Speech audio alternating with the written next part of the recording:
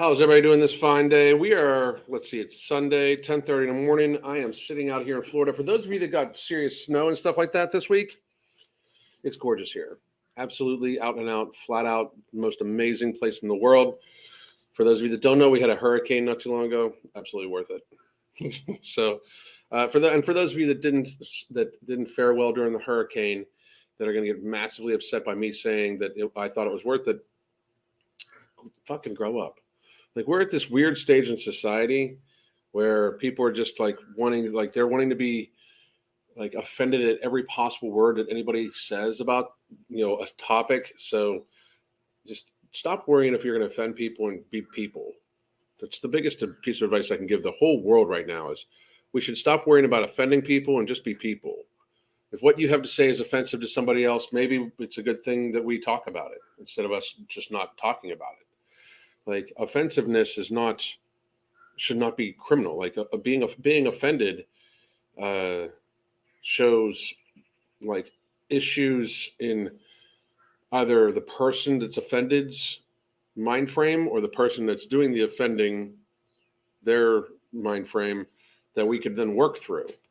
But anyway, I already got off tangent. I do want to point out that right up here, we have the Tiger Fitness sale that's going on right now. It's 15% off all top brands. $75 more spent gets you a free t-shirt that's right on the little app thing right there, like right on the little icon thing right there. I have one of them. They're amazingly good t-shirts. Mark and his business partner are printing these shirts at Tiger Fitness now. They have a full setup. Like, they are printing out thousands and thousands of shirts for like their companies and other companies, and they've created a whole own business. They're creating thousands and thousands of shirts on a daily basis. It's impressive. Like, I don't know how many businesses the man can run. But you, for $75 or more, you get a free t-shirt. $99 or more, you get free shipping. $175 more, you get all the above, a free t-shirt, free shipping, and you get one of these things for free. You get to denote which one you want for free. It's an incredible deal, and I like to point out all the sales for Tiger Fitness, Ambrosia, and Vitamin Shop and stuff like that, because while I don't use the performance supplements so much, just as a thing, although we might be doing a little series where I use all performance supplements for a fucking month or something like that. I don't know, like the things I'll do to fucking try to like test shit out for you guys, fucking crazy. But you can get anything. You can get Ember, Mental Jewels. I believe No Morbidity is going to be for sale for there tomorrow, so it's going to miss the Arnold sale. But this is for the Arnold Classic, and even though it's for a bodybuilding show and stuff like that, those of us that aren't really interested in bodybuilding, can take advantage of these sales and get things like Nutrient Driver from MTS Nutrition. Nutrient Driver is an amazing, amazing blood sugar regulation supplement. I know that it was originally started for to drive nutrients into the cells to make sure your training was more effective and all like that.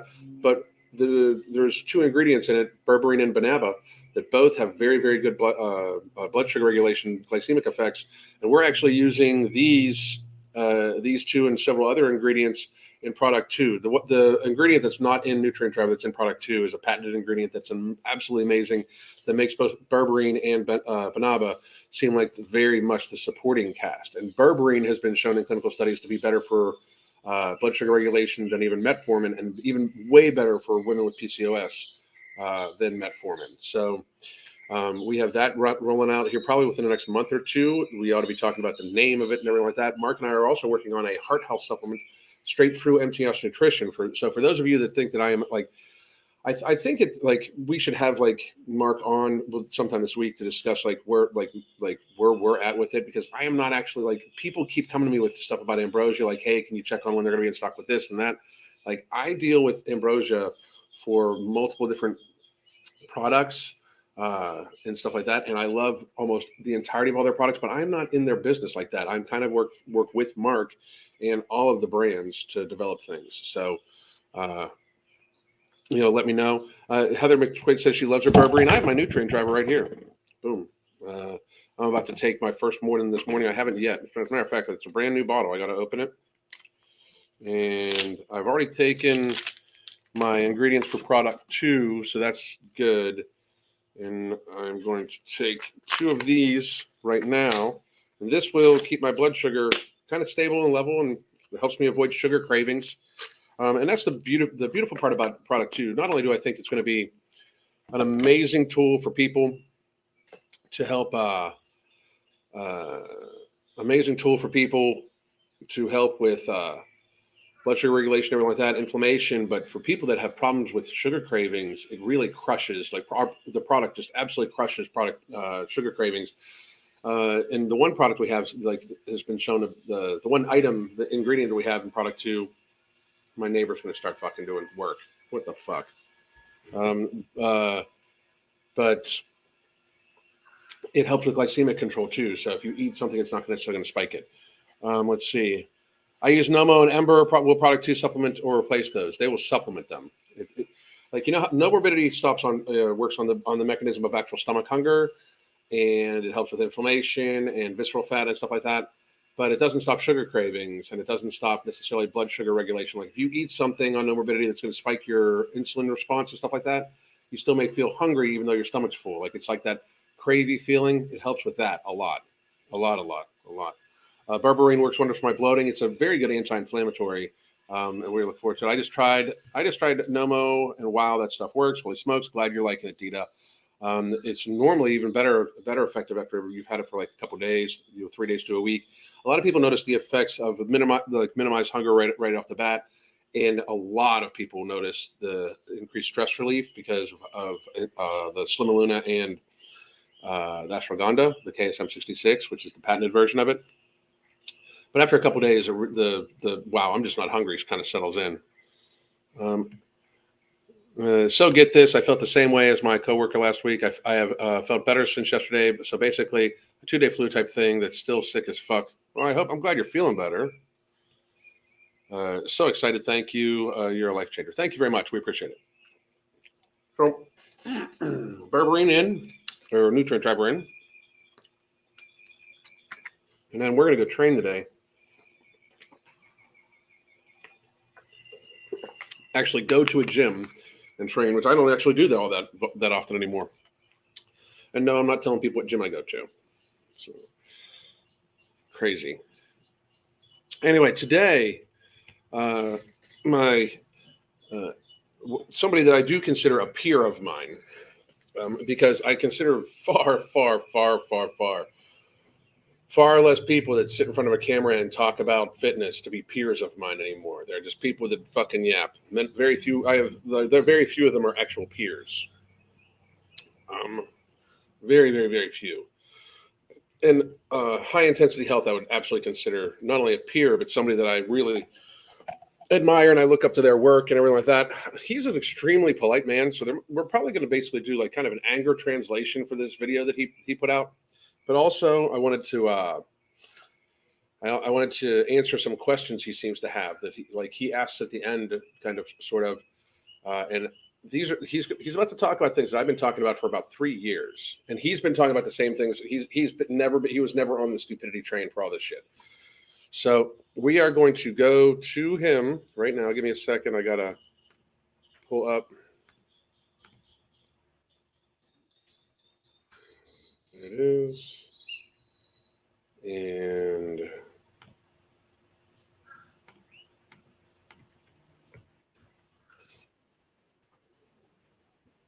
okay, and this is going to be pretty interesting. So I do need to put my headset in now that I'm thinking about it. So give me 1 second here, guys.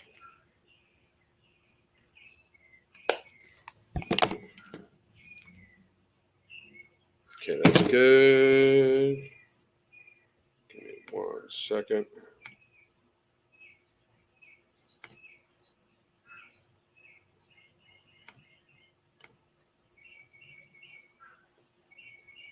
All right. So I believe this is good now. No, it's not yet.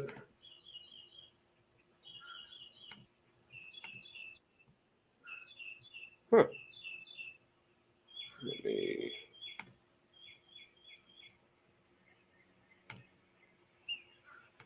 There we are. Good. Okay. All right. Here we go. We're about to talk about this. Let's see any questions I missed. Can you take it in the morning? No morbidity? Yes. Anything? Yes. The nutrient driver you take 3 times a day. Nutrient driver product 2 and nutrient driver you'll take 3 times a day. Like morning, midday, and evening, normally with dinner. No morbidity. I do suggest taking it a couple hours before dinner or at dinner. It seems to work best for stress relief and stuff like that for the evening. Um, Ember, I take a half tablet in the morning and a half tablet. In fact, I need to take my Ember too. Now think about it. I'm taking a half of a tablet of Ember. Then I'll take another half tablet when I'm done with you guys and getting ready to go to the gym for leg day because I am doing legs today.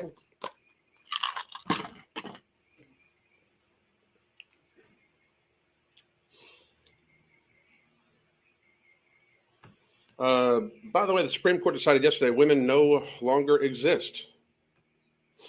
Is this the... And trans women can't be discrimination. What? What? I don't know what you're talking about. I'm trying Mental Jewels for the first time today too. I see how it does for my ADHD. I have high hopes for it. I normally take two at a time just to see. So let me know how it feels to you now. But here we go.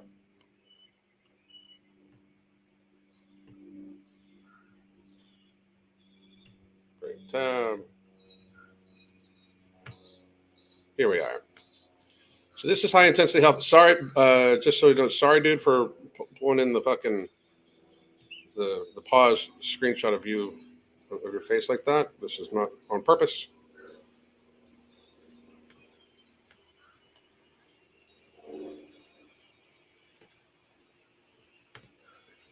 Using Nomo, I dropped from a consistent 200 pounds down to 193. Started my third bottle of Nomo. That's outstanding. That's outstanding. They can have power without discrimination. I think I'm. By the way, Mark and I might join. I might win regionals for Masters 2 women this coming spring. I'm gonna identify as a woman and I'm gonna set national records because I'm over 50 and I'm gonna weigh about 175 fucking pounds, 180 pounds, and I'm gonna fucking, if I weigh 178, I believe is the cutoff limit. I think I could set every fucking national record there is for my fucking age bracket for women. Alan puts on. I'm not wearing a red wig. I'm not wearing shit. I'm gonna dress exactly how I fucking dress. What? A woman can't dress the way I dress? A woman can't have a bald head? A woman can't have tribal tattoos? That sounds awfully fucking transphobic, motherfucker. For real. I don't need a wig. Well, why would I wear a wig? Define a woman. I'm clicking fucking woman on my thing and I'm walking up and I'm fucking setting records. I'm not changing shit. I'm not changing my name. I was going to call myself Alana, but I'm not even changing my name. Dylan McIlvey says that he's a woman. I'm not changing my fucking name. I'm not changing my name. I'm not changing my appearance. I'm not doing it. If we're going to allow hormone therapy, maybe I'll fucking go on TRT to fucking really fucking kick it out. Like, what the fuck? I'm not changing shit. I'm going to walk up, dressed like this, probably adjusted my nutsack, and fucking sign the fucking waiver, and fucking go set records. Why the fuck would I? I mean, like, real quick. There's a very strong chance that there's a very, very, very strong chance that coming this fall, me, Mark, our crew, we're all going to enter powerlifting competitions as women. I'm going to identify as a woman that day. Tell me I'm wrong. Tell me I can't be. I'm not going to change anything either. I'm not going to change my name. I'm not going to change my appearance at all. I'm not going to do that at all. I might even not wear a jock strap to let my dick hang down on the side of my fucking leg. I don't care. I mean, what the fuck? I'm just going to go smash Masters women's records at 178 pounds and fucking be a national champion. Fuck these women, right? Fuck these women that have worked hard, grow a beard. I'll let the fucking I'll keep the 5 o'clock fucking shadow, and I'm just gonna go win. I'm gonna smash all the fucking records at 178 pounds for 52 years old. I'll fucking destroy it. You know? The fuck? And if anybody says anything to me, you're a fucking bigot. You fucking bigots. Fucking saying that I can't be bald and fucking tattoos and fucking wear a shirt that says I'm a guy and still not identify as a woman. Like I'm gonna wear a shirt that says I am actually a guy and fucking deadlift. Like what? If you like, it's what is amazing to me, and this is what is amazing. For 3 years now, we've made it almost illegal to be a guy like me. Like I am like, if you would meet me in person, I am like the epitome of what toxic masculinity is. I believe in America. I believe in fucking freedom above anything else. Freedom over safety 100% of the time. My personal freedom is worth fucking everybody's life as far as I'm concerned, except for my wife and son. Everybody. Like to be free, everybody else can go as far as I'm concerned. That's the type of absolutist I am, right? Fuck your safety, fuck your fears, fuck this, fuck that. I'm going to be free. If my freedom affects you in some way, that's fucking you problem, right? Gun shooting, redneck, fucking red. You'll eat 1.5 pounds of fucking red meat a day, damn near goddamn raw. You know, fucking, you know, lift weights, swear a lot, fucking scarred up face from getting in all sorts of fights when I was fucking younger and shit like that. Like, you know, all my fucking fingers been broken from martial arts and shit like that. Fucking bar brawls, fucking mag lights across the head, fucking beer bottles, fucking baseball bat, fucking broken nose multiple fucking times. My teeth, this is just, people wonder why my tooth is fucked up. This tooth is half false. I just have to have it redone, and I'm not going to pay the fucking $5,000 to have it fucking redone. You know, just yet. I will have it done soon. But so if you're wondering about that, I got smacked with a baseball bat in the fucking face, and this tooth is half fucking false. There's a pin in it. Fucking the rest of it's bonding. So what the fuck? Like, I'm like the epitome of toxic masculinity, apparently. And for fucking 3 years, we made it seem like it's almost damn near fucking illegal for a man to want to fucking be a man. Like, people are like, I had somebody ask me, like, how could your wife be married to such a fucking toxically masculine, you know, fucking asshole like you, blah, blah, blah. Like, you know what, motherfucker, we're pretty fucking happy. I'm going to fucking try to get some table dances tonight for my wife. You know, like, I'm literally going to fucking try to give her something. Like, I'll fucking rather, like, we're less worried about fucking people worried that I'm a toxically masculine asshole and way more concerned about the fucking rest of society. But for fucking years, we're telling everybody that men are so fucking horrible, that men that lift are so toxically masculine that we should fucking make them, it should just make it fucking illegal. We should make it illegal to be as toxically masculine as I am. But if I decide I'm going to be a woman and fucking powerlift, you have to believe every word I say. And if you don't, you're some sort of bigot. Like, so the same people that are saying that men are complete assholes will believe somebody like this fucking swimmer guy that, you know, just declares he's a woman, but he's still attracted to women and only dates women and sleeps with women, but he's going to break all the women's records. He's a woman that only dates women and you know, like, still has all of his junk and shit like that. Like, it's clown world. So that's what we might do. So me and the rest of the Tiger Fitness crew, Ambrosia crew, and everyone like that, we all might enter powerlifting competitions as women this fall, and set all the fucking records. Fucking crazy. Anyway, this is High Intensity Health. We are going to talk about him. He's a fucking genius as far as I'm concerned. So let's go to it. Finally acknowledging the elephant in the room, and that is that we have an obesity and cardiometabolic disease crisis. I never thought this day would come. The federal government is fine. Can you all hear him well and everything like that? We are going to play him at 1.5 speed, though.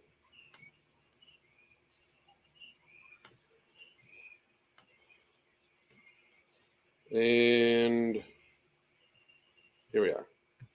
And acknowledging the elephant in the room. And you know what? I do just so you know, we do have the banner there. I'm going to pull the banner down off because it does look like he is talking about no morbidity there, and I don't want to put that on him, you know, because it's not his product, and I don't want to say he's fucking for the product. I don't want to make it appear like he is. And that is that we have an obesity and cardiometabolic disease. I used that thumbnail in 2021. crisis here in America. Lest I remind you, over the past several years, I talked about the importance of losing weight, improving your blood sugar control, exercise, getting vitamin D, and spending time in nature, while the federal government effectuated policies that discouraged exercise, that encouraged people to consume hyperpalatable, ultra-processed foods by ordering Uber Eats and takeout from their cell phones while they stay inside isolated. Both federal and local governments closed gyms, closed schools, closed parks, playgrounds, and were issuing citations for people leaving their homes. What did that do? We talked about this. That worsened obesity, that worsened blood sugar control, that caused people to exercise less. And guess what that did? That worsened the cardiometabolic disease crisis, which allegedly the federal government is actually quite concerned about now. So just as a little anger translation, we fucking told you so. For 3 fucking years, we've told you that getting the country fatter was going to be way more dangerous than any fucking cold virus.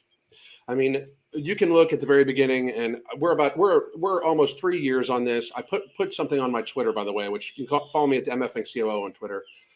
It is my statement from 3 years ago on March 15th. And I will be, of course, on the 15th, having an entire live video of every fucking blow-by-blow moment of me telling you so. 3 years ago, I started talking about politics and public health and stuff like that really for the first time. I avoided it the entire channel up until then because try to help everybody as you can. But when it became very evident that the people in charge, no matter who elected them, no matter what party they sit for, all were very focused on making us less healthy and controlling our lives, I decided to fucking speak up. And I was right, period. You can call me whatever you want. You can say I'm an anti this. You can say I'm an anti that. Everything I've said in the last 3 years has been supported not only by data, but by the data that they have presented and told you to be terrified of. The data even that they told you to be terrified of literally openly shows people who aren't stupid or aren't in a state of utter and sheer panic that COVID was a cold. Not even a very scary one. The biggest reason why I didn't believe, although now it's confirmed that it was a lab leak, pretty much, and people were getting deleted for even suggesting that before, and now it's confirmed. It seems to be the pattern that we were getting deleted and we were getting suppressed and all sorts of things for lots, including this guy. But for lots and lots of things that have turned out to be fucking absolutely true. But the biggest reason why I didn't think it was made in a lab is because it's fucking weak. I mean, you would have thought that something made in a lab would have been fucking way more fucking problematic. But the biggest thing that people need to realize is this virus was likely circulating in America in summer, if not early fall of 2019. Most people had already gotten it by the time we even fucking started paying attention to it. The actual excess deaths in 2020, we didn't have excess deaths in 2020. The all-cause mortality death rate stayed the fucking same. We didn't get a spike in that until we introduced an experimental gene therapy that I also warned all of you against. So you can all hate me. If you still don't like how I talked like my COVID stuff, if you don't like that, fuck off. I was right. You were wrong. Get the fuck out of here. All right. You look stupid as fuck. I look smart as fuck. You just don't want to admit it. Like, it was common sense, and it was me applying my actual professional fucking experience of being a healthcare executive, of me actually like literally helping write disaster plans. And are you serious?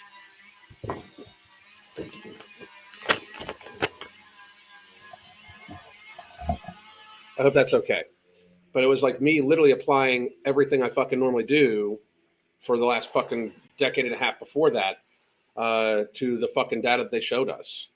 But anyway. I'm going to play with you a clip from the Secretary of Health, Dr. Rachel Levine. Of course, her pronouns are she, her, as you can see from her Twitter profile. But let's hear what the Secretary of Health is talking about with regards to obesity and cardiometabolic disease and why we should all care and why we should do our part. And let me just pause here. I think it's quite interesting, the timing of this video, because when we had the attention of the entire world, we missed the critical opportunity. That's why I care so much about this, if you can't tell from my passion over the course of the last 3 years. We missed a critical window of opportunity to actually provide tangible ways for people to prevent the underlying risk factors for all sorts of diseases, especially for preventing severe COVID-19. We know. Yes, we did. I can honestly say that if people would have listened to us, people like him, myself, Mark Lobliner, not only would the vid been dealt with in like a month and a half, because we would have had very high risk people isolate if they chose to. If you chose to. First of all, most of the elderly people that were at high risk of this were already pretty isolated. We just killed them. Like, we openly, like, what people need to understand, a good 100,000, 200,000 of the deaths from elderly people were because they were murdered. Like Andrew Cuomo, Rachel Levine, that dude, Rachel Levine. When she, and I will call her she, when she was the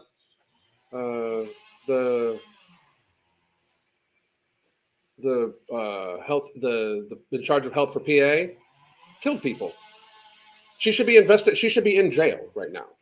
Just to give everybody a brief understanding about that, in healthcare up until 2020, a healthcare administrator could have gone to jail for what became policy in 2020.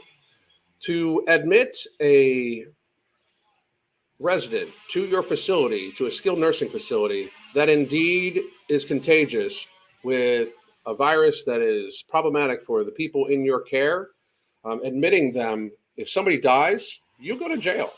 Before 2020, of course. 2020, it became policy that no matter if they're contagious or not, put them back in there so we can kill the population off. So she's a murderer. I'll say it. You know, he's too polite. This is kind of like an anger translation for him. She's a murderer. So is Andrew Cuomo. So is Whitmer. So is any governor that ordered that COVID positive patients be put back in skilled nursings. So many things get said in the last 3 years, and we just keep going past it because the next crazy thing happens. Oh, look, a balloon. Like, I mean, like that stuff. I'm the one with ADHD, but yet they treat all of society as if you guys have no attention and can't pay attention at all. Like, they just keep throwing stuff on top of you. But we should go back because anybody that ordered COVID positive patients be put back into skilled nursings should go to jail for negligent homicide, probably for the rest of their life, because how many people died. I said this at the very beginning. I'll say it again. One of the things I said that turned out to be absolutely true. As a former healthcare executive who helped write policy based around this stuff, putting COVID positive patients back into nursing homes while they are still contagious is in fact one of the dumbest fucking things I've ever heard, or a plot to murder tens of thousands of elderly people. Facts are facts. From the data, 94.5% of people who got hospitalized had 4 or more underlying health conditions, all of which are preventable, most of which are related to metabolic health. But yet we didn't encourage exercise. We closed the... We could have literally changed the course of our society. Right now, and we're about to get to a few things here that he doesn't even touch on, but we could have changed the course of this. I have several videos talk about the biggest missed opportunity, and I'll probably repost them or stuff like that. And in high intensity health, if you watch this, I'd love to do a collab because me and you have spoken about these things ad nauseum. I'd like to have you on a panel, me, you, Mark, a few of the doctors, and a few other things like that. But we absolutely, and I do mean absolutely, should understand that, like, at no point in time were they trying to help us whatsoever. They wanted people to be terrified. Gyms, we kept the liquor stores and cigarette stores and McDonald's open. Why did we do that, my friends? Because the Secretary of Health is acknowledging that we have a very imminent public health crisis, and that is obesity and cardiometabolic disease. So let's listen. It is already over the tipping point. I made my live yesterday was because I traveled for a week, a lot. I traveled a lot, way more than I normally do.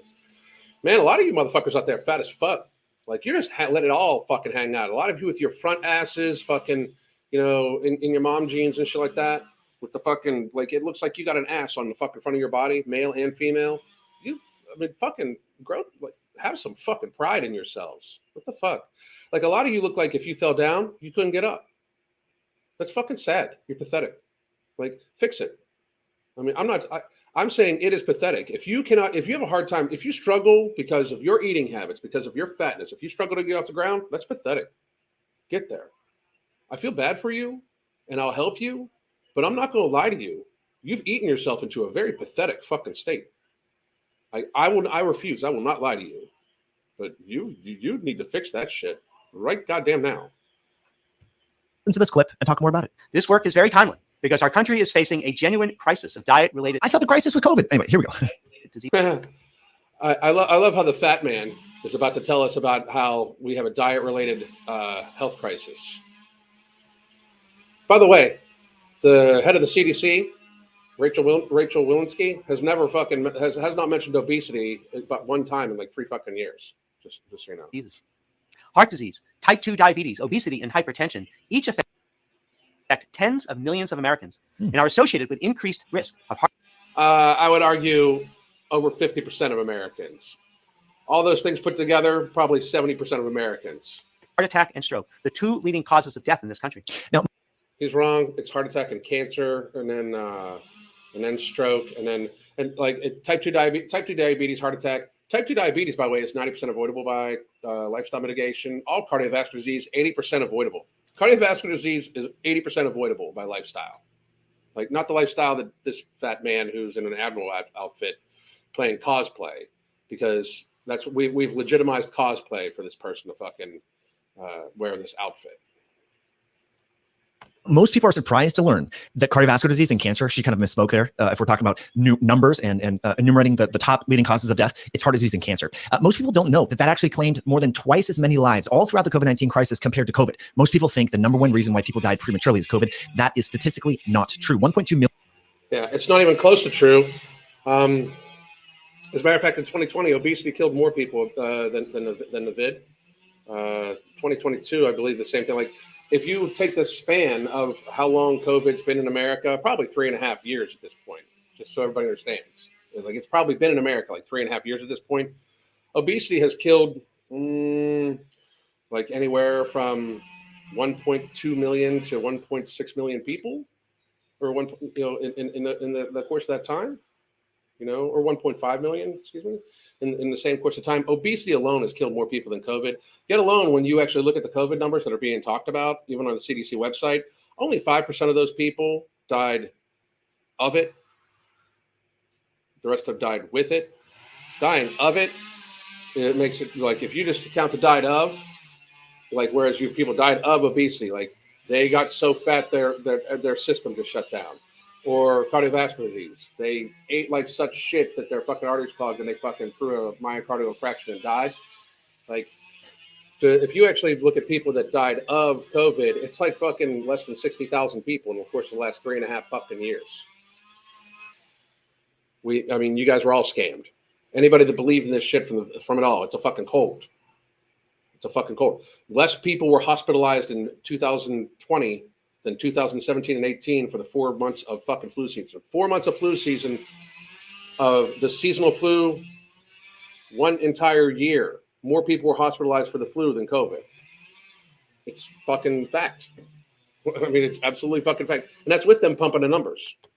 Million people died during the year 2020 and 2021. We don't yet have the data for 2022, compared to just 380,000 people each year during that same time period from COVID. So you have literally 4 times as many deaths from the combination of heart disease and cancer, yet you still had people going to McDonald's, drinking soda, eating sugar and flour, and skipping the gym. It's because the public health officials don't actually want you healthy.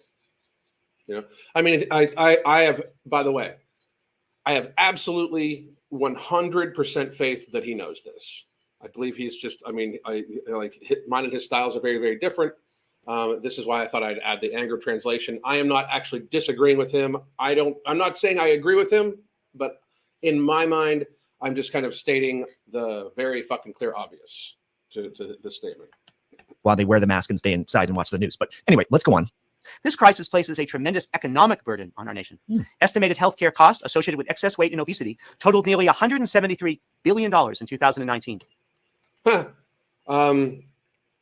Just to put this out there, I warned you all that now they're going to claim obesity is a public health crisis, and they are going to start injecting you motherfuckers with their new pharmaceuticals. I told you so. I told all of you so, that obesity is the next thing they're going to talk on. It is the actual real pandemic. It is. But the solutions they are offering you are solutions you will need to take for the rest of your life. Once you start taking these meds, you're on them. They are going to be for the rest of your life. And they're very dangerous. So they get to treat the other shit that's going to happen from these medications. You see what's happening here? They're just building up. They keep letting you, or they keep giving you more and more and more pharma based off of the pharma that they already gave you for the thing that could be cured or at least avoided by you not being a fucking glutton. These burdens fall especially hard on communities of color. Oh, and by the way, before they start making everything about race, the 130 some billion dollars directly towards obesity, that number is ridiculous. If you go to the CDC website, we spend 4.1 trillion. This is 2000, I believe, 19 or 2020 numbers. We spend 4.1 trillion dollars collectively on healthcare burden in the United States. 90% of that, according to the CDC, is directly related to chronic illness, heart disease, cancer, kidney disease, diabetes, osteoarthritis, stuff like that. And about 80 to 85% of all of that is indeed avoidable, lifestyle driven. So if you look at people that eat too much, drink too much, and smoke too much, which the vast majority of the people that get sick are because they eat too much, we spend close to $3 trillion a year collectively on as shared healthcare burden. So to pretend that lifestyle-driven chronic illness and the failure of our public health officials to not address this isn't a gift to the pharmaceutical and healthcare industry is in fact crazy, because of course this person is going to talk about how we need to give pharma to people. They're not going to talk about lifestyle. People living in rural areas and U.S. territories, and those living with disability, older adults, military families, and veterans. This National Nutrition Month, please learn more about healthy eating and how you can do your part to support healthy people, healthy communities, and a healthy nation for all. Please visit Dietary Guide. Okay, I like the idea of including all sorts of people and encouraging sort of do your part to be healthy. But as you can tell, there is no tangible takeaways from this video. I mean, this is a government-produced video. Where's the encouragement for walking at least 8,000 on the minimum 8,000 steps per day, lifting weights 3 to 5 days per week, eating whole unprocessed foods, not consuming hyper-palatable packaged foods that include industrial seed oils and refined sugar. I mean, these are just basic things that we can all agree upon. You can be vegan, you can be vegetarian. Hydration. An ounce of fluid per pound of body mass. Not to tack on to you, buddy, but I'm speaking of somebody that deals with obese people on a daily basis that have, like, to a very, very, very large degree, I'm telling you, hydration is the key for most of these folks. Do something that will blunt your appetite, eating away in a pattern, and we talk about it in the hunger management method. We talk about it on our app all the time. Eat in a way that is going to keep you as satiated as possible throughout the course of the day. If you're going to eat anything that's going to spike your glycemic index before you're on product 2, by the way, you should eat that later on the day. The food pyramid itself is a big cause of fat. It is. The food pyramid, the government food guidelines are horrific. That's why people like him, myself, Mark Lobliner, like why we should actually take over public health. If we took over public health, we would save trillions of dollars and millions of lives over the course of the next 5-10 years. Trillions of dollars and millions of lives. And we would be a more secure nation. And we would be a healthier nation. And we would be a people. People like him, myself, Mark Lobliner, I can think of. I bet you I could put together a crew of 10 people, and we could literally split the United States up in the regions, all meeting together like kind of like a health council, and we could help get the country healthy again. Because it's not happening. Like, Rachel Levine is not going to be somebody that's going to do anything but offer up a pharmaceutical or surgical intervention. I mean, yes, they talk about healthy eating, but what they're going to talk about is how obesity is a disease and they needs to be treated. They're trying to get it paid. They're trying to get all these obesity drugs paid for. Like, they're going to declare an emergency so all these obesity drugs can get paid for via insurance and via Medicare and Medicaid. This will add $1 trillion a year onto our healthcare expenditure. Another $1 trillion is going to go to these medications. And I know many of you are going to say, well, it might lower the burden of chronic illness and disease. Well, first of all, these drugs take an exorbitantly long time to work. They take, for a person to boastful on Wegovy is after 68 weeks, they lose 15%. And they start to regain, and then they just stay on it. And then I think it's Ozempic is after 72 weeks is 20 to 22%, which I've got people pitching 25% weight losses in 6 months on no morbidity, like safely, effectively, no side effects. Like, let's get there. Like, there are healthy, safe alternatives that are, 1/40th of the cost. $39.99 a month or $1,300 a month. You pick one. The $39.99 a month for no morbidity pays for itself. Which, by the way, you can get the no morbidity at this link, and there's you can get a consultation from me. We have some coaching slots available, or you can just join the app. But here we go. vegetarian, you can be carnivore, you can be low carb, whatever. But let's just focus on the main things. But unfortunately, the government advice doesn't focus in on that. I went to the nutrition facts.gov or whatever the link is that was included in this video. And it was like a 110-page PDF that included a bunch of jibber jabber, but no specifics on what people should actually be consuming. Yet, if you remember, I know you can remember the COVID pandemic, there was all sorts of specifics. Stay in your house, stay 6 feet away from other people, wash your hands, use hand sanitizer, wear gloves, wear 1 mask, no 3 masks, right? There was all these specifics, but why aren't we being specific with people about? See, I don't even think there were specifics, because while they did tell you to wear a mask, they did not give any guideline instructions on doing that. And any healthcare professional, at least like for me, I used to teach a class to the entirety of my dietary staff, nutrition staff, dietitians, doctors that we employed. Like, I used to teach the OSHA safety thing for putting masks on. Like, there is an actual procedure to make sure that you don't, like, wearing a mask increases your chance of infection. It actually increases your chance of infection because you are touching your face more often. Before 2020, this was all common sense, and this is why we didn't want to go towards masks, because putting a mask on lowers your immune system, causes all sorts of bacterial infections in your lungs, and does, in fact, increase your chance of infection. I said that for 3 years, and people sent me death threats. We are going to go over, by the way, all the comments I got on one of my threads from my initial thing. That's going to be the live. We're going to go to the Everyday Day Fitness page, and we're going to go down the list of it, and we are going to look at all the people that look so fucking stupid for questioning when I said maybe we should just like be free, because you all look stupid as fuck. Lemming, fucking weak pussy ass motherfuckers, more terrified of a fucking cold than wanting your freedom. You're all pussies. You will all end up enslaved probably at some point in time in your lifetime, or at least your children will, because you're raising a bunch of bitches. So. Preventing the non-communicable diseases like diabetes, like high blood pressure, like obesity. We need to give specific, tangible aspects. Although I will argue that obesity is a communicable disease based off of social spread. And let people customize from there based upon their dietary preference. Focus on protein. Make whole real foods from scratch. Avoid refined sugar. Walk 8,000 steps per day. Go to bed and wake up at the same time every day. These are simple things that we should be focusing on. And again, I guess I'm a little irritated by this because we missed the window where most people cared. Now people... Yeah, we missed. It was the biggest missed opportunity in healthcare ever. As a matter of fact, let me go here. Give me 1 second.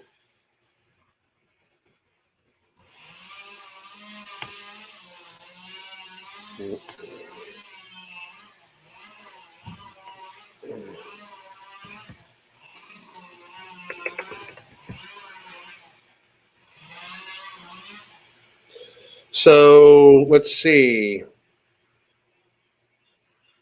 I have one if I was Secretary of State 20 years from now.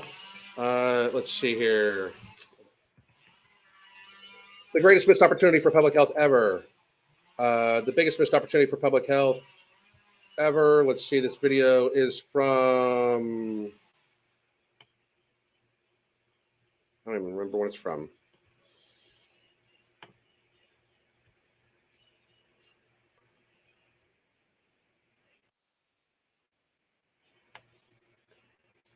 Let's see. This video over here.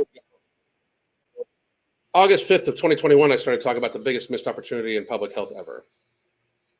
You know, because I had already talked about it the year before. It's the biggest missed opportunity in public health ever. And I'll put that video below.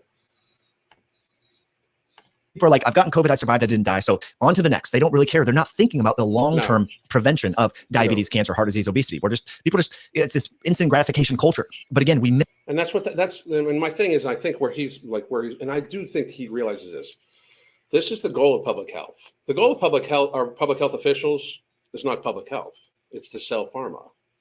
Get there. Like, they're talking about giving 12-year-olds Wegovy and 13-year-olds weight loss surgery at this point in time. Like, they don't care about your health. They want everybody on pharma. Everybody. They want everybody on pharmaceuticals, bar none, for something. And they want them on there forever, because these drugs that they're going to talk about, this is why the dude in the dress is talking about public health now. I mean, this is why they're talking about obesity now, because they're about to push through all the drugs. It's going to be a complete pharma and healthcare, surgical focus. It's not going to be go work out. They're still going to demonize working out. They're still going to demonize being fit. They're still going to demonize weightlifting. They're still going to demonize all these things that are actually healthy for us. They're going to demonize whole foods and tell you Lucky Charms are better for you than steak and eggs. I mean, this is an actual real fucking thing. You know, like they're going to tell you that processed grains should be eaten from 6 to 11 portions a day, but red meat should be barely ever eaten. They're going to keep telling you very unhealthy things because they, in fact, want you weak, pathetic, sloppy, fucking fat, barely able to fucking move, addicted to their pharma and sugar. They want this. Wake the fuck up, people. I've said this for years, and I've been right every single fucking way of the way. Not one human being can provide me evidence that they're actually trying to get us healthy. Not one, because they are not. Our public health officials have not really talked about health in years, but even before this. We are literally living in a fucking society where the circus clown people, fat people, are viewed as brave. You know? I mean, they're viewed as brave. I saw a thing by Glitter and Laser. She was like, I'm pushing myself outside my comfort zone. That's not something to fucking reward. Like, people act like this is a big fucking thing. You want a fucking cookie? You're a 500-pound woman. Your comfort zone consists of getting out of a goddamn chair. I mean, pushing yourself out of it is moving. You know, I mean, these people are fucking ridiculous. And yet these are the people that are pushed on social media. People like this young man, myself, Mark. I mean, we got shadow banned for our efforts, but yet fat people fucking are now fucking receiving money from the HHS to talk about the jab, like Glitter and Lasers. Ridiculous. Missed the critical window of opportunity where I think we could have really impacted the prevalence of these conditions by emphasizing the fact and reporting honestly the characteristics of people who are actually dying during the COVID pandemic. And that is people who had blood pressure issues, people who had prediabetes, people who had obesity, people who had low muscle tone and frailty. Those are the reasons. And vitamin D insufficiency, of course, micronutrient insufficiency. Those were the reasons why people were dying. Indeed. So why now are we just talking about obesity and metabolic disease when we could have been talking about this and really improve the health and the lifespan? Why? Is because they're able to monetize it now. They're going to say that obesity is genetic. They're going to say that it is out of your control. They're going to say that they have the cure. They're going to say it is not your fault that you are fat as fuck, even though you know personally deep down that you are a Hoover vacuum when it comes to food. They're going to tell you that everything is fine. You are the best. You are amazing. And they have something for you. They're going to absolve you of any responsibility for you gluttoning yourself to the size of like 3 people. And then they're going to give you a medication that you will need to take forever that has radically high side effects that their corporate donors, that their pharmaceutical corporate donors control. And they are going to have you on this forever. And they are going to bill you forever. And then they are going to use it as a linchpin and leverage that if you get out of line, they will not give you your pharmaceuticals. And then you will be in big fucking shit. Like if you are on daily pharmaceuticals to maintain your lifestyle healthily and or stay alive, you are in fact a fucking slave. If you are to the point where you are completely pharmaceutically managed to either, if you do not take your pharma, your lifestyle is not like your lifestyle after a couple of days or a week or a month. If you cannot lead a fruitful life without being on pharma and or you will die without your pharma, you are their fucking slave. You are indeed their bitch. This is where they want you. This is where they have us. People pretend like this isn't a national security problem. Forget the fact that we can't even get enough people to be in our military. That's very scary to begin with, right?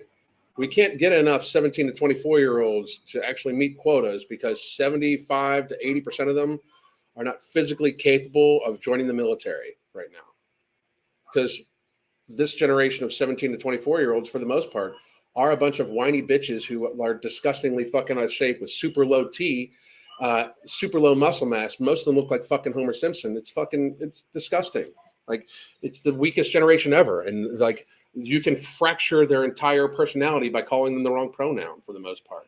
Like it's disgusting. It's sad, but they want you this way.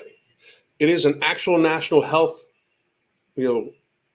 problem. It's a national security problem that we get most of our drugs from other countries, including China. And if they just shut off the faucet to it, 30, 40, 50, up to 150 million people would be in big fucking shit. Especially if they start giving all these people these pharmaceutical weight loss drugs that Coming off of them will be very fucking dangerous. You normally gain back more of the weight fucking lost. A lot of the studies are showing that the person loses a lot of muscle mass with this, because I personally believe it might have something to do with the way the drug works, but it also has to do with the fact that these people eat like fucking shit, and they're just eating less of like shit. I mean, that's the biggest thing. Like, they still eat like shit. They eat super low protein. If you are not going to be eating that many calories, you need to make sure you're getting your protein and healthy fats first. You need to actually prioritize the essentials. Carbohydrates are not essential. Proteins and fats are essential. If you're going to eat a radically low nutrition plan, it should look way closer to fucking keto or carnivore. If you are going to be on very minimal calories, get the fucking nutrients that your body needs, the macronutrients that your body needs. Super low calorie should be super low carbohydrate 100% of the time. I'll say this in front of everybody that needs to hear it, because if you are going to be on super low calories, you still need the basic building blocks, and your body does not need that fucking energy. Before your body needs the building blocks of healthy fats for your endocrine system, protein, and the amino acids for the functioning of your body and rebuilding of tissue. This is common sense. Again, him, myself, Mark. If we were like, to anybody that like, I'd like to get a group of us together, and a group and the public health officials, and let's just sit around the room and talk. They'll look stupid. A bunch of fucking gym bros. I'll wear a tank top and let my fucking tattoos fly. You know, I'll embarrass most of the fucking like Rachel Linsky. I'd embarrass her. The fucking dude in the dress we just saw, I'd embarrass him. Fucking Fauci, I'd embarrass them. Embarrass with their own data. Embarrass, because I would ask them questions that they couldn't possibly answer in a logical fashion, because nothing they've done has been logical. We would destroy them. We, in public open debate, people like this young man, myself, Mark, I can think of probably 10, 15 others. We could all get together, sit down, and destroy them. Like, absolutely out and out destroy them on their public response. We can include a few doctors. We can whatever. The doctors agree with me. Like, I didn't misread data for 3 fucking years. Crazy fucks. Of people for forever. I don't know. I guess I get frustrated by this. It seems that it's a little bit too late. I guess late is better than never. But I'm a little disappointed that there's no actionable steps here that people can take. And we can agree to disagree on the minutia and the details, but focusing on protein, avoidance of hyperpower. So I'm going to say to you that the actionable thing that they're going to come up with, this is them setting the fucking scene, right? That this is a big ass problem. It's a public health emergency. They're starting to do what I said they do. They're going to list off obesity as a public health emergency. I told you so. I mean, like, how many fucking times? But they're going to list off obesity as a public health emergency. I told you so. And then they're going to set up for the pharmaceutical and surgical aspect of it. And I told you so. So to answer your questions, and I think he already knows the answer to this, just to be real. Like, it's not like he's not one of the more intelligent people online. He's probably way smarter than I am. But they want us sick. They want us on pharma. And they have found a way to tell people that one of the biggest things that upsets them is that they've gluttoned themselves. Deep down, you people know that you've gluttoned yourself to a fucking state. Like, it's your personal choices that have got you all fucked up. You know, it's not your genetics. Like, people are like, well, but my parents are big too. And you watch them gorge themselves just like you gorge yourself. Like, let's not pretend that you never saw your mother fucking hoover fucking food and she's fat. You watched her glutton herself damn near on a daily basis. You just picked up that habit. Your idea of food portion sizes and eating food came from your parents. If your parents were fat and you're fat, they made you fat. They suck. You should fucking fix that shit yourself and not blame them. You know? Palatable processed foods, eating foods from scratch, walking 8 to 10,000 steps per day, lifting weights 3 to 5 days per week, or some resistance training. It can be body weight, and prioritizing sleep and vitamin D and micronutrients. Like, those are like 5-6 things that we can all be doing, and this could be a public health campaign, my friend. So hydration. I guess it's good that the government is talking about this and finally acknowledging that. That's awesome. I love it. I will do full Q&A here for a little bit, and then I'm going to go off. Crystal and I got to go do legs at the gym, and then we're going to go grocery shop, and then I think we're going to enjoy some sunny day. With as many people as they scared shitless, imagine the positive impact they could have made this way. We could have changed the world, like the whole world, like, because a strong America, physically strong America, is super. Like, nobody. Like, that's the thing. Like, if everybody in America, imagine this, all of you picture this. If everybody in America, men and women and children, all were physically fit, besides the people that have had acute injury or the very seriously elderly, everybody's very fit. Everybody could stand up and run 3 miles like that. Everybody gets plenty of sleep. Everybody gets plenty of hydration. Everybody is at peak physical condition. Our healthcare burden is reduced by $3 trillion a year. $3 trillion. $3 trillion a year. That is $3 trillion of revenue that the healthcare industry and the pharmaceutical industry does not get. And that tells you why they don't do this, because our public health officials are 100% owned by the pharmaceutical and healthcare industry, like 100% owned. And if people don't believe that, show me evidence that they're not. Show me where they've tried to push things towards eating healthy versus the pharmaceutical. Show me. I'll wait. But imagine America where everybody is armed, everybody's healthy, everybody is ready to go. Imagine. Okay? A country would just have to nuke us at the beginning. Like, we don't even need to worry ourselves about world policy anymore. We can just make sure we do us. We try to help ourselves out. Only stop people if they're actually going to try to destroy the planet with like a nuclear war. Because if we're super strong, we can look out for us. We can watch our own border. We can make sure we're good. We can be super strong and healthy, and we don't need the government. Right? How many people do you think $3 trillion a year in burden? Because even though like people are like, well, people pay for their health care. Yeah, they pay for insurance, which insurance rates go up the sicker the population gets, and our taxes. That's that $3 trillion that we would save. If everybody was healthy, we would unimpoverish our country. We could possibly not have to borrow money anymore, because $3 trillion a year from being healthy. $3 trillion. Just healthcare. That's just healthcare. That does not include the money saved from not gluttoning yourself on massive amounts of fucking food, because being fat is in fact privilege, and eating a ton to have access to and afford to be able to eat fucking the calories a day to be 300, 400, 500 pounds. I mean, the average fucking male is 200 pounds. The average male is eating 500 calories more a day than what they fucking likely need. The average male. The average female, 500 or 600 than they actually need in a fucking day. Yet alone, how fat we've gotten. And those average numbers, by the way, were from 2020.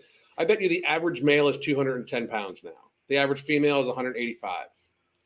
The average male and female both have waist to height ratios that put themselves massively, severely, morbidly obese. The average, right? If we change that to the average was the average male weighed 160 pounds with a waist to height ratio that put them very healthy. And the average female weighed 130 pounds and their average height was 5'3", and their waist to height ratio put them at very healthy. Imagine if the average was healthy. The average is not healthy. The average is very unhealthy.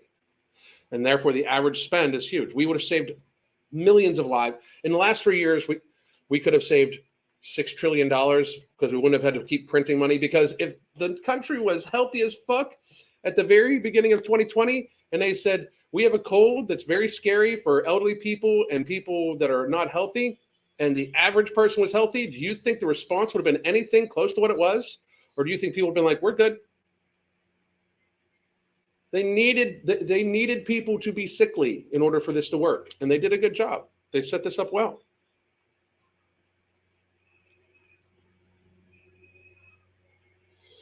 Carbs are awesome. High carb, low fat is the way. You sound stupid as fuck, Runner Pete. Carbs are not even essential. You sound stupid as fuck. Yeah, well, Pete's probably a troll. Either that or you're just stupid. Just fucking moron. The past 2 months, I've been trying to drink 3 to 4 liters of water a day by only doing that with my clothes are looser. On days I don't drink water, I eat more food. Freaking genius advice. Thank you very much. By the way, if you weigh more than 120, 130 pounds, you should probably get another liter in. Remember, everyone, the calories are a unit of energy. Carbs are a source of calorie, but they don't provide any extra energy than any other calorie source. They simply create a glycemic response. That's it exactly. That's it. I'm not saying carbs are the enemy, but carbs are not the fucking friend. So what will the fat positive people say now that the government is making it a health emergency? Usually their defense is obesity can be healthy. What they'll do is they'll say it's not their fault and that they're still very marginalized. They have a disease and they're disabled. Likely. They'll bark against it. But here's the thing. The people in charge, the people in charge right now are not the left. The people in charge are not the right. The people in charge are in charge of the left and the right. I hope everybody grabs that. The last 3 years has been a massive, massive elite grab. They're going for it, right? They're trying to enslave the world population. Wake the fuck up. All right. And they're trying to do this by impoverishing and burdening us, driving us fucking crazy, destroying our economies, breaking our will, and getting us to fight amongst each other. They control the media, you know? But they'll freak out and then they'll all take Ozempic behind the scenes and try to lose weight. Because if you don't think that every fat acceptance advocate could, if they would be able to be given a drug that have them lose weight, like that. It wouldn't surprise me if Tess Holliday was injecting her fucking huge ass stomach with Ozempic right now. I wouldn't even be surprised a little bit. Let's see. And another, I told you so. MTS Whey is probably the best way out there. I told you, it's delicious. I mean, it's amazing, you know. And he's the only one lowering prices while other people are raising their prices. He just lowered his price on MTS Whey by like $5, and other people are raising their prices like $20. Like fucking amazing. So, but anyway, guys, we will be doing a full Q&A all week. You can grab No Morbidity right here. 30-minute consultation with either Crystal or myself. You can get coaching. We do have some slots available. And No Morbidity is for sale now. I'm hoping we won't go out of stock, but you should get your supply in right fucking now, because with this happening and obesity becoming a national health emergency, we're gonna fucking run with that shit. I'm just letting you know, because we can help. We can help in a non-pharmaceutical way that makes you not a slave to the pharmaceutical industry. And then when you are ready to come off No Morbidity, you can wean yourself off all by yourself. And if you still need a little bit more, if you haven't worked on your lifestyle habits enough, which is what No Morbidity is meant to help you do, it is meant to help you work on your lifestyle choices and lifestyle habits in a state of diminished hunger and increased stress relief. You can always go back on a partial dose or something like that. I did want to remind everybody that the Arnold Classic sale is going on at Tiger Fitness right now. Use the code capital M, capital F, ING, capital C, capital O if you can. Get yourself some Nutrient Driver, get yourself some Immortal, get yourself some Ember, but watch out for the stimulants. I also love Ritual PM, Ritual AM.